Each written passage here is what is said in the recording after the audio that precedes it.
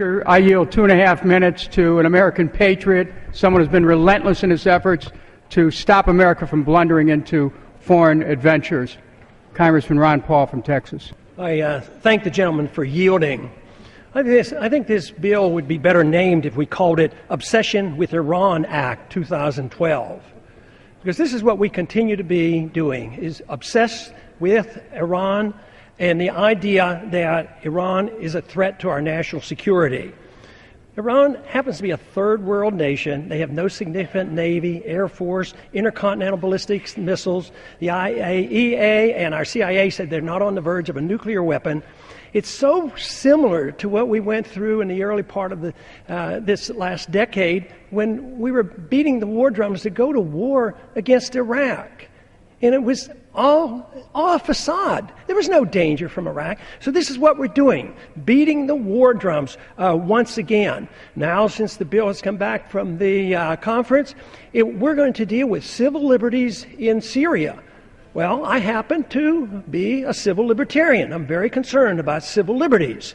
But let me tell you, this bill is not going to do anything to enhance the civil liberties of the individuals in Syria. Now, if we were really interested in civil liberties, why wouldn't we look to ourselves?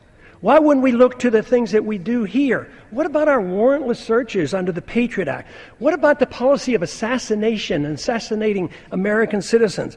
What about arrest by the military, National Defense Authorization Act?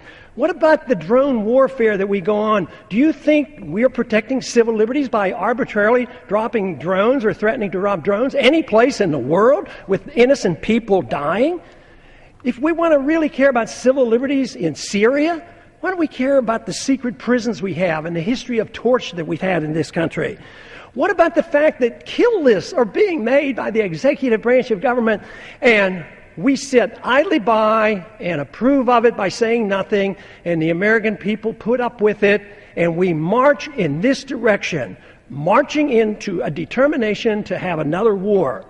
When you put on sanctions on a country, it's an act of war, and that's what this is all about. The first thing you do when war breaks out between two countries is you put sanctions on them. You blockade the country.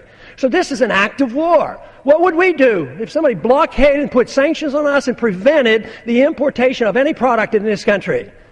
We'd be furious, we'd declare war, we'd go to war. So we are the antagonists. We're over there poking our nose in other people's affairs, just looking for the chance to start another war. First it's Syria, then Iran. We have too many wars. We need to stop the wars. We don't have the money to fight these wars any longer. I'm still rather impressed with the obsession over a weapon that does not exist, and no concern whatsoever about many nuclear weapons that are held by countries that never even joined the Nuclear Non-Proliferation Treaty. So I find this very distressing that the obsession continues. I find it very, very upsetting that this vote will, of course, be overwhelmingly in support of correcting the civil liberties of Syria and making Iran toe the line and give up on something that they're permitted to do.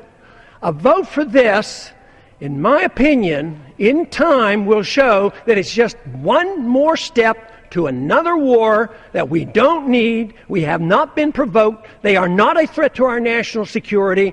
And we should not be doing this. We've been doing it too long. For the last 10, 15 years, we're just obsessed with this idea that we go to war and try to solve all the problems of the world. At the same time, it is bankrupting us. I strongly urge a no vote on this resolution.